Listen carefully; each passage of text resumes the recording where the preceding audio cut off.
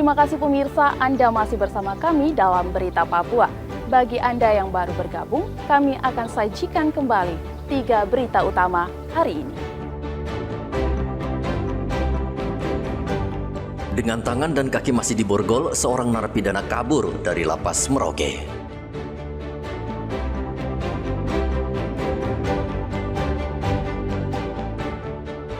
Ribuan warga 2 distrik di Kabupaten Puncak mengungsi karena takut kena tembakan aparat dan KKB.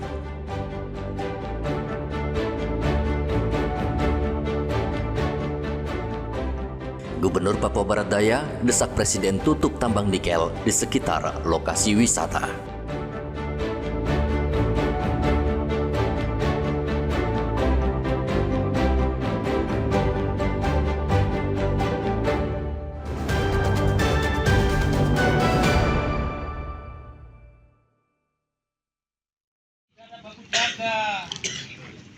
Pemerintah Kabupaten Puncak Jaya kembali mendamaikan 2 kelompok pendukung calon bupati dan wakil bupati yang terlibat bentrok. Untuk mendamaikan mereka, pemerintah memberikan bantuan uang sebesar 10 miliar rupiah untuk melaksanakan ritual adat proses perdamaian. Uang tersebut diambil dari APBD Kabupaten Puncak Jaya tahun anggaran 2025. Penjabat Bupati Puncak Jaya bersama Forkompimda menyerahkan langsung bantuan uang tersebut kepada kedua kubu. Masing-masing kubu mendapat 5 miliar rupiah. Untuk menjamin ketertiban masyarakat, Kapolres Puncak Jaya akan merazia senjata tajam di Kota Mulia. Polisi mengancam akan menangkap dan memproses jika ada massa pendukung calon yang masih membawa senjata tajam. Kami, petugas keamanan, dibantu oleh TNI dan jajaran akan melakukan kegiatan razia, kegiatan penindakan apabila ada masyarakat, oknum kelompok yang mondar-mandir di Kota Mulia ini dengan membawa alat panah. Saya akan sita, saya akan tangkap oknum-oknum tersebut. Baik pihak 02, 01. Kelompok pendukung calon bupati dan wakil bupati pekan lalu kembali terlibat bentrok. Akibat bentrok itu 2 orang meninggal dunia dan lebih dari 200 orang lainnya terluka sehingga harus mendapatkan perawatan medis. Konflik pilkada di Puncak Jaya, Papua Tengah tak kunjung usai sejak 27 November tahun lalu. Penyebab konflik karena kedua kubu tak terima calonnya kalah. 5 Mei lalu, Mahkamah Konstitusi menetapkan Paslon Yuni Wonda dan Mus Kogoya menang Pilkada Puncak Jaya dan saat ini masih menunggu pelantikan. Arthur melaporkan dari Puncak Jaya, Papua Tengah.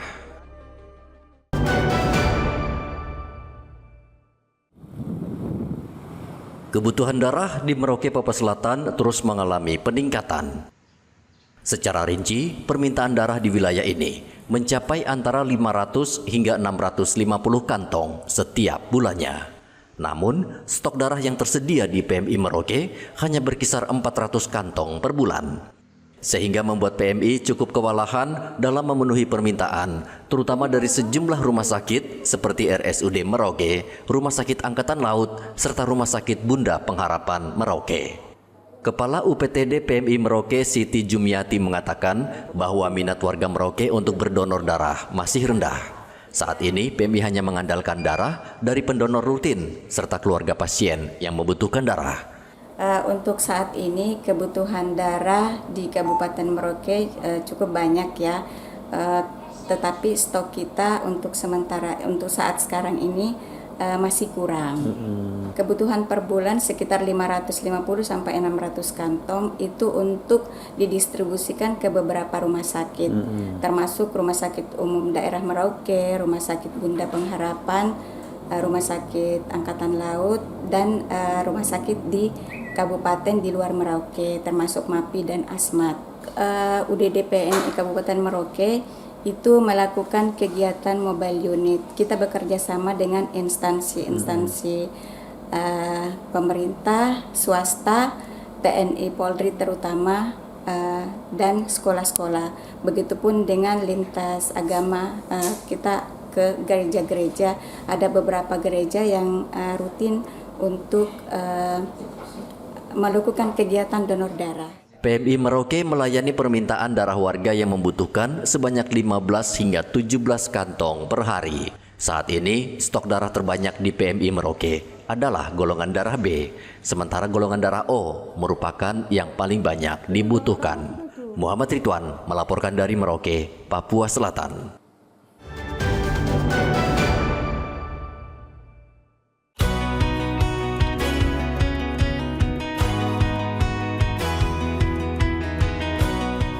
Jalan-jalan ke Jayapura, Anda tidak saja disuguhi oleh pemandangan yang indah, namun Anda juga bisa membeli souvenir atau oleh-oleh khas Papua yang berada di Pasar Hamadi ini. Di belakang saya ini adalah pusat souvenir oleh-oleh khas Papua.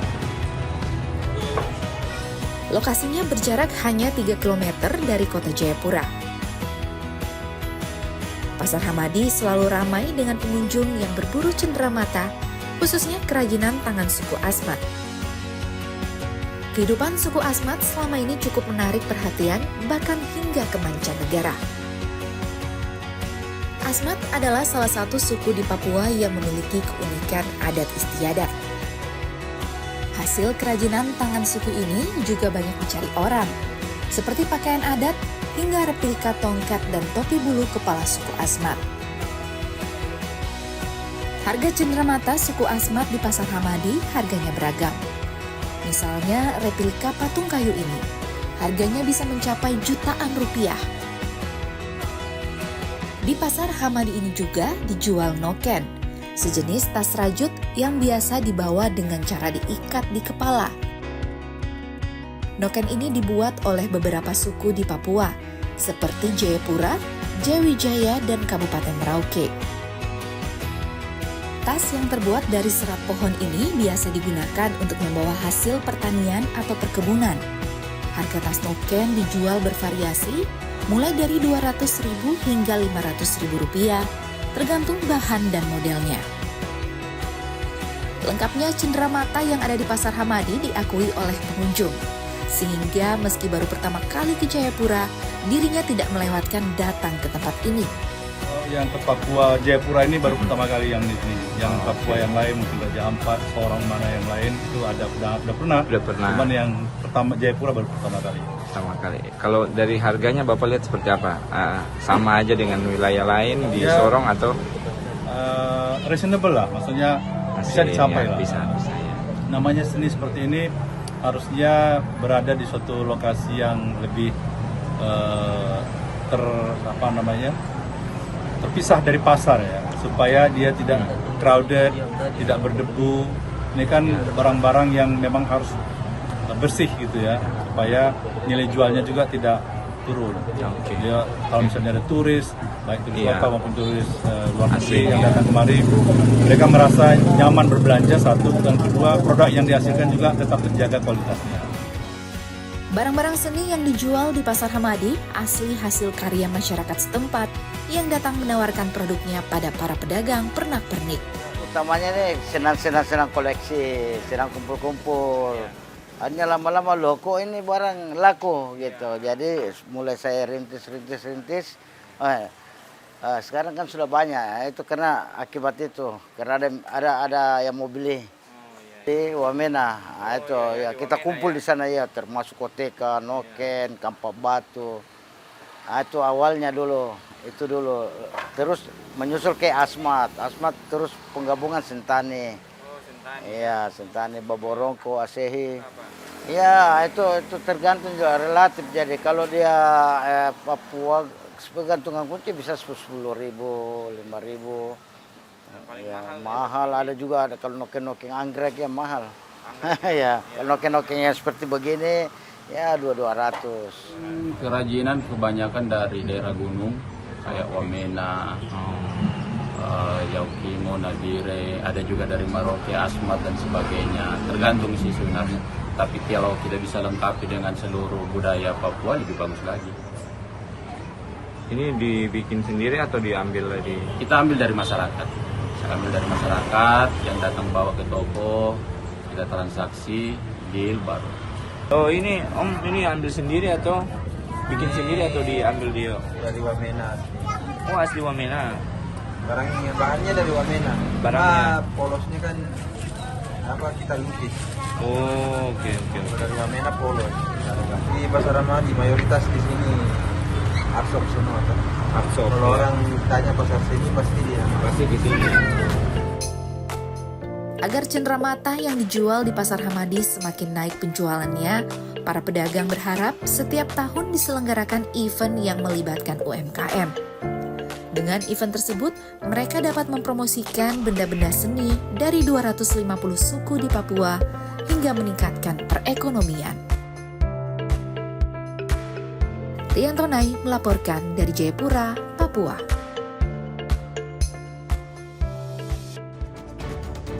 Pemirsa, informasi tadi sekaligus mengakhiri jumpa kita dalam Berita Papua. Saya Graciela Taime mewakili kerabat kerja yang bertugas menyampaikan terima kasih, selamat beraktivitas, sampai jumpa. Wanyambe.